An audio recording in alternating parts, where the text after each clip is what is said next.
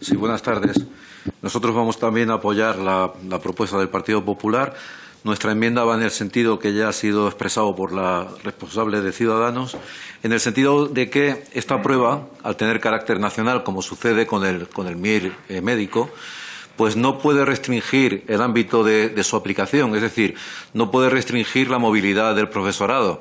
Creemos que, puesto que estamos de acuerdo en que queremos una educación nacional y queremos una prueba nacional, que a la hora de pedir plazas, pues exactamente igual que sucede con el MIR médico, exactamente igual que sucede con la EBAU, en donde, como saben ustedes, hay un distrito único universitario, el profesorado pueda elegir en todas las provincias de España, en todas las autonomías, sin que pueda mediar ningún requisito añadido por parte de las diferentes comunidades autónomas que imposibiliten esa elección del profesorado. Cuando digo esto me refiero a algo que después vamos a desarrollar más ampliamente, como son las trabas burocráticas y sobre todo las trabas lingüísticas que se suelen poner al profesorado tanto en el concurso de traslados como a la hora de solicitar plazo. Otra de las enmiendas que hemos puesto sobre el punto A, ya hemos llegado a un acuerdo con el Partido Popular, puesto que lo que pedimos ahora es que se especifique con claridad que la prueba para secundaria y bachillerato van a incluir aspectos específicos de pedagogía relativos a las diferentes asignaturas. Como el Partido Popular está de acuerdo en este asunto también, pues manifestamos nuestro apoyo a esta propuesta del Partido Popular.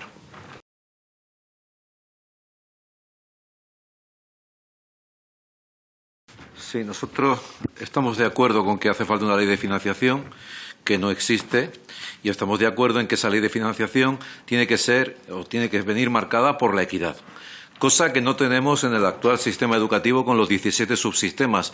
Ya hemos mencionado alguna vez en esta comisión que la inversión pública por alumno y año es un 60 y tantos % superior en el País Vasco que en Madrid.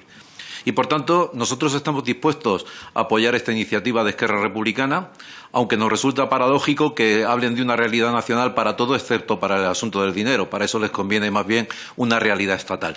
En cualquier caso, estamos de acuerdo en el fondo de la propuesta, pero creemos que esa financiación no ha de tener en cuenta ni hechos específicos, ni hechos diferenciales, ni nada de estas cosas, sino que debe ser el único motivo el único criterio para establecer esa financiación tiene que ser la ratio de profesores y alumnos, el número de alumnos que hay matriculados, y luego ulteriormente se podrá decidir alguna cuestión al margen como pues la dispersión de población, las necesidades de transporte público que se pueden discutir al margen. Pero en principio esa financiación tiene que ser equitativa para todo el territorio nacional y no estar aquí funcionando de esta manera, que parece que para lo que nos conviene hay una realidad nacional, pero para lo que no nos conviene entonces ya no la hay. Entonces apoyaremos esta propuesta si Esquerra Republicana está de acuerdo en que existe una financiación que sea equitativa, es decir, igual para todos los alumnos españoles.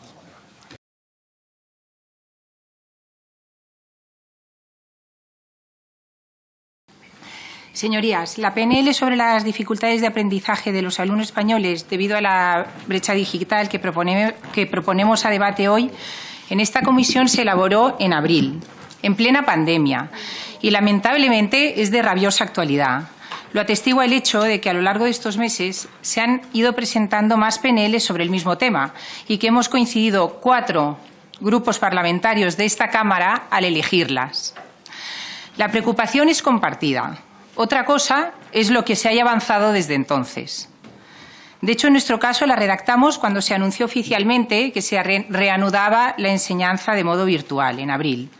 En ese momento quedó claramente en evidencia que no estábamos preparados. Ya entonces nos hacíamos preguntas de este tipo. ¿Qué medidas está usando el Ejecutivo para el cálculo de alumnos que no pueden acceder a los recursos digitales de los centros de enseñanza por la brecha digital? A lo que el Gobierno, a una pregunta de marzo, luego nos respondió, nos remitía a las comunidades autónomas, nos decía que las comunidades autónomas tenían la información, no nos daba información, en definitiva. Entonces, lo que hizo el Ministerio tuvo que, de forma urgente, suplir esta deficiencia del sistema educativo con unos programas de formación en la televisión que no han estado a la altura de la situación ni de las necesidades de los niños españoles. Es sencillamente un mal parche. Hemos constatado falta de formación en alumnos, familias y profesores para desenvolverse de forma competente, efectiva y segura en las redes. Falta de medios, profesores que se conectaban con sus móviles, niños con dispositivos obsoletos o sin dispositivos, algunos aún desconectados a día de hoy y a lo largo de todos estos meses. Nos consta que muchos alumnos de primaria en la escuela pública lo máximo que han hecho estos meses es permanecer en comunicación vía mail con los profesores y remitir las tareas. Es evidente que eso no tiene nada que ver con una adecuada educación digital basada en la interactividad y la participación activa de los alumnos, con contenidos secuenciados por edades, contrastados en su calidad pedagógica, entre otras cosas. En nuestra propuesta instamos al Gobierno a poner todos los medios a su alcance para eliminar la brecha digital. A ver, desde nuestro punto de vista, viendo lo que se avecinaba, el Gobierno, a través del Ministerio de Educación, tendría que haber avanzado mucho más para solucionar deficiencias en cuanto al acceso a Internet y a la disponibilidad de dispositivos para poder recibir formación. También para ayudar a organizarse a los centros, familias y profesores. Esa movilización no la hemos visto, no se ha dado. A través de los municipios, las diputaciones provinciales y autonómicas, en coordinación directa con el Gobierno, podría haberse creado una red de detección de las necesidades en ese momento para poder dar soluciones. Si se hubieran puesto desde abril todos los medios al alcance, no hubiéramos llegado, como la misma ministra ha reconocido en una entrevista a principios de septiembre, a día de hoy con falta de stock de los dispositivos del programa Educa en Digital, prometidos en el BOE de 10 de junio. Cada vez que comparece, la ministra nos dice que todo va bien, que se está trabajando mucho, pero la realidad es que ha llegado septiembre y ya a punto de comenzar octubre y los 500.000 dispositivos no han llegado. La realidad es que no hay plan B de educación alternativa a la presencial. La situación epidemiológica que vivimos la requiere y no está lista. Pedimos también en esta PNL ofrecer en aquellas zonas donde por su localización no sea posible el acceso a las redes convencionales, es decir, las zonas rurales, una alternativa inalámbrica, por ejemplo, así como bonificar a las empresas que ofrezcan tarifas accesibles a escolares y profesores. No vemos aún medidas concretas y precisas para acometer esta cuestión. Los días pasan y el derecho a la educación de demasiados niños españoles está siendo vulnerado porque el Gobierno va demasiado lento.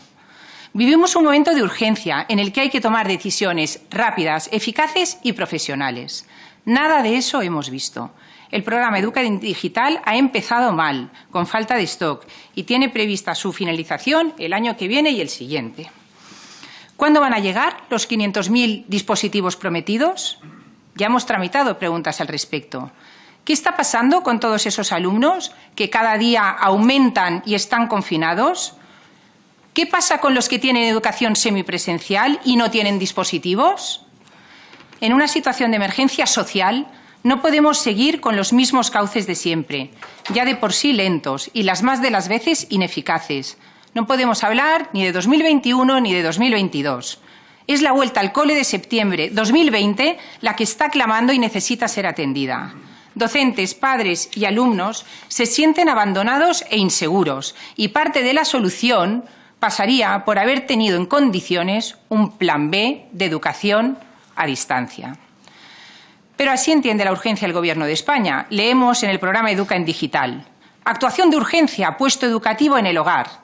Esta actuación de urgencia actúa sobre el colectivo de alumnos que carecen de los recursos para mantenerse activos y en contacto con su centro docente desde su hogar.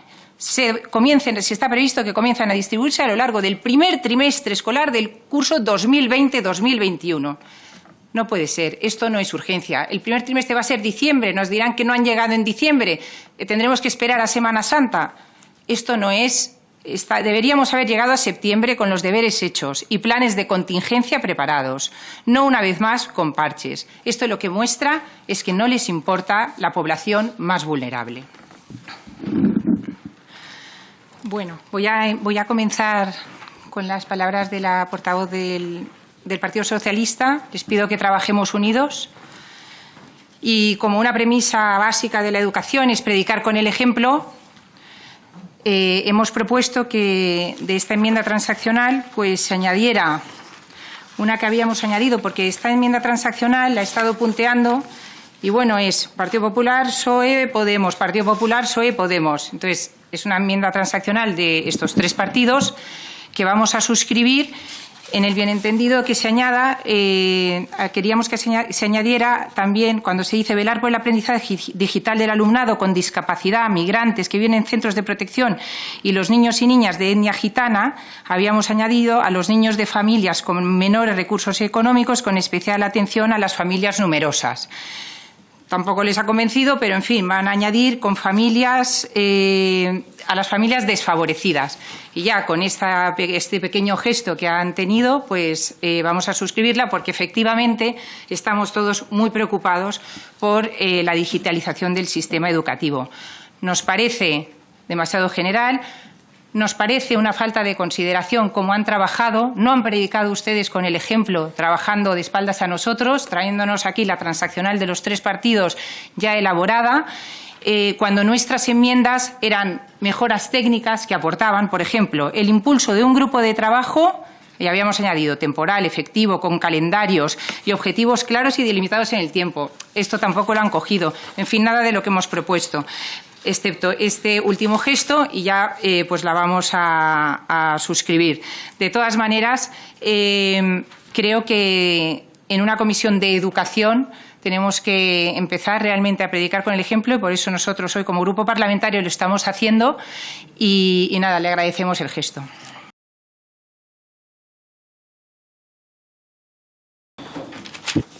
Muchas gracias.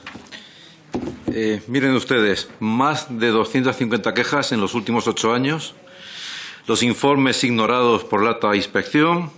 Tenemos recientemente en el Colegio San Agustín de Ibiza a un profesor presionado por expresarse en español. Tenemos la anulación de 200 plazas en español en 2 colegios públicos de Pamplona. A un profesor del Conservatorio de Vigo requerido por la dirección y por la inspección para que no utilice el español en sus clases. Tenemos la ley de plurilingüismo valenciana, que reduce el español incluso en zonas donde jamás se habló ni se habla valenciano, y que además en aquellos colegios las sugerencias para luchar contra la epidemia del COVID se les ofrecen a los padres en valenciano cuando los padres no saben valenciano. Tenemos también recientemente un informe de la Asamblea por la Escuela Bilingüe en Cataluña, en donde indica que ningún centro educativo cumple con la normativa lingüística. Y, por último, la carta de 700 docentes, podría dar muchos más ejemplos, pero por ceñirme a esto, la carta de 700 docentes firmada, entre otros, por Fernando Sabater, por Luis Alberto de Cuenca, por César Nombiela, que ha sido investigador del CSIC, por Camilo José Cela, a la ministra, pidiendo que haya pues una política de conservación del español en las aulas que en la actualidad no tenemos. Miren ustedes, nosotros no tenemos nada en contra de las lenguas vernáculas, de las lenguas propias de las regiones de España, pero entendemos que hay un marco legal que no se está cumpliendo, evidentemente. Tenemos el artículo 3º de la Constitución, que expresa el deber de todos los españoles de expresarse en español. Y tenemos sentencias al respecto, la sentencia 31 de 2010 del 28 de junio, la sentencia 11 de 2018 del 8 de febrero. Es decir, la jurisprudencia nos avala a la hora de pedir que se cumpla con la normativa. Y es que lo que ha ocurrido en España es que se ha utilizado la educación en aquellas regiones que presumen de ser una realidad nacional. Yo no sé si son una realidad nacional, ¿qué pintan ustedes aquí? En la sede de la soberanía nacional. Se supone que tendrían que estar en la Comisión de Educación de la República Catalana o de la República Vasca, pero no en la sede de la soberanía nacional. Aquí la única realidad nacional que hay es España, de momento. Luego ya, con el tiempo, pues si ustedes lo consiguen, si se lo permitimos, pues será otra cosa. Pero de momento la única realidad nacional que hay es la realidad nacional española. Y eso es evidente porque además así está reconocido en la Organización de las Naciones Unidas, donde se sienta España, no la República Catalana. Y ustedes han utilizado la lengua como vehículo, como ariete para la secesión.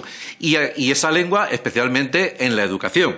Porque han sabido ver cuál es la manera de desvincularse de España, de romper nuestra nación. Y es formar a ciudadanos en Cataluña, en el País Vasco y en otras regiones, ciudadanos desvinculados de la realidad nacional española. Tenemos que la inmersión lingüística lo que persigue es la escisión, la ruptura de la nación y es cómplice de este expolio que se pretende hacer al resto de españoles, arrebatándole una parte de su soberanía. Y lo hacen basándose en un concepto que es el concepto que proviene, por cierto, de la ideología nacional socialista, el concepto de Volksheim, de una lengua, una cultura, una raza, una nación.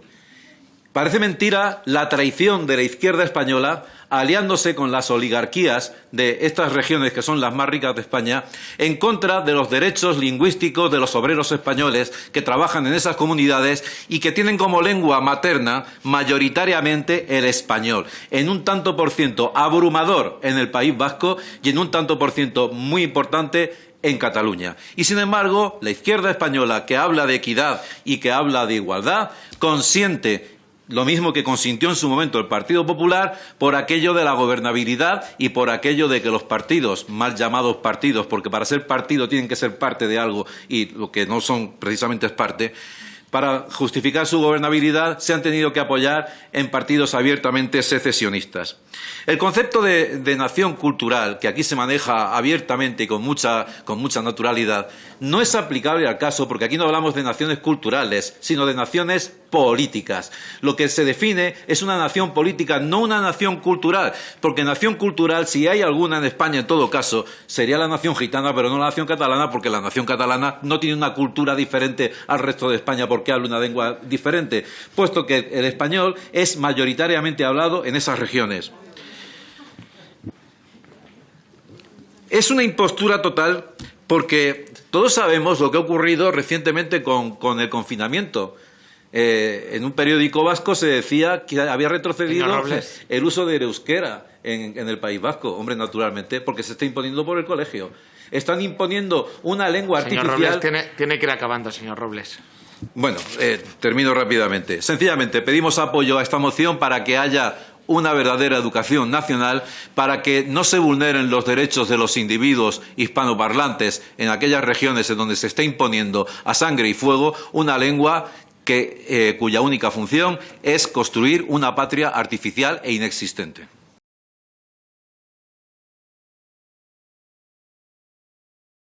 Bueno, nosotros no hemos presentado enmienda, vamos a oponernos a esta proposición no de ley, entre otras cosas porque hemos visto que lo que pretende el Partido Socialista, una vez más, es utilizar la educación como un medio para adoctrinar y para incluir su ideología en el currículum. Lo hemos visto que ha ocurrido en Navarra y aquí, pues, otra expresión más. Por medio de fórmulas totalmente vacías, como esto de aprender a aprender, que no se sabe muy bien qué significa, porque si hay que aprender a aprender, había que aprender a aprender a aprender, y así hasta el infinito. Esto se conoce como el argumento del tercer hombre. Con estas fórmulas completamente vacías, al final de lo que se trata es de determinados colectivos que son afines a la ideología que ellos defienden, que se autoriza a que introduzcan esas cuestiones ideológicas como la ideología de género, etcétera, la introduzcan en el currículum. Y, por tanto, nos oponemos a una proposición no de ley que pretende incluir aspectos anticientíficos, pero después de escuchar que en Jumilla se habla valenciano, yo ya me creo cualquier cosa.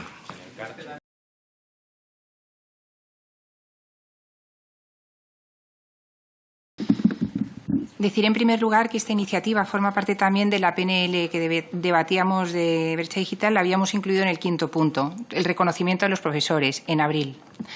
Nosotros, junto al irreemplazable esfuerzo de los profesores, que efectivamente han trabajado muchas veces sin horario, con sus propios dispositivos y sus recursos personales y profesionales, creemos que hay que extender a las familias el incomparable esfuerzo que han realizado a lo largo de la pandemia para asegurar el aprendizaje de sus hijos.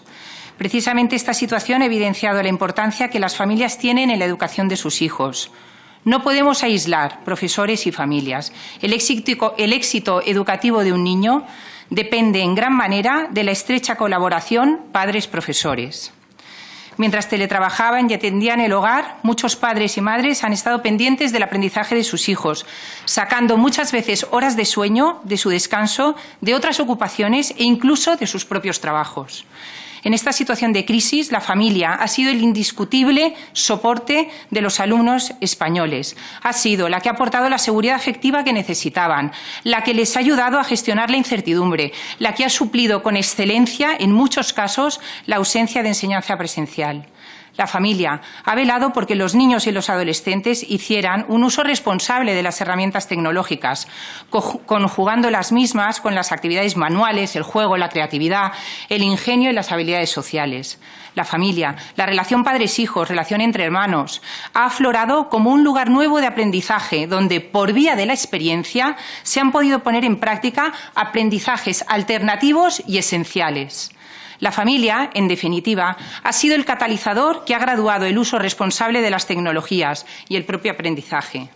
La familia es la que mejor ha protegido las mentes, los corazones y los cuerpos de sus hijos, en todos los niveles, de forma integral. La familia ha sido el factor decisivo para el éxito académico del niño y hemos podido ver que los niños con carencias familiares han sufrido de modo más virulento los estragos de la pandemia. Porque la familia es el lugar privilegiado donde se fragua la vida y la libertad. Es donde nacen individuos fuertes que crean lazos de amor basados en la confianza. Y a pesar de todo esto, la familia es la gran olvidada del Gobierno de España. Tanto es así que, aun siendo evidente el papel que han desempeñado en la pandemia, presumimos que no aceptarán esta sencilla enmienda de mención a las familias. Ojalá me equivoque. Solo se la menciona en momentos de crisis. Durante la pandemia no les quedó otro remedio que en los telediarios reconocer su valor, pues sostuvo y sostiene el aprendizaje de los niños y el cuidado de los mayores. Es la que, en definitiva, con sus propios recursos, se ha sostenido también a sí misma. Debe ser no solamente reconocida, sino también apoyada, con medidas sociales y recursos económicos. Y esto no se está haciendo. Ahora Sí. tienen oportunidad de hacerlo. Señora Trias, tiene que acabar. Sí, la familia finalmente es el ámbito primario de sociabilización y de educación y formación de los futuros ciudadanos, donde se aprenden los principios, los valores y las virtudes necesarias para que la sociedad adquiera su plena madurez. Durante la pandemia y aún ahora ha demostrado ser ese bastión social que necesita ser reconocido y protegido. Señora Esta Trias. es sin duda una buena oportunidad para hacerlo.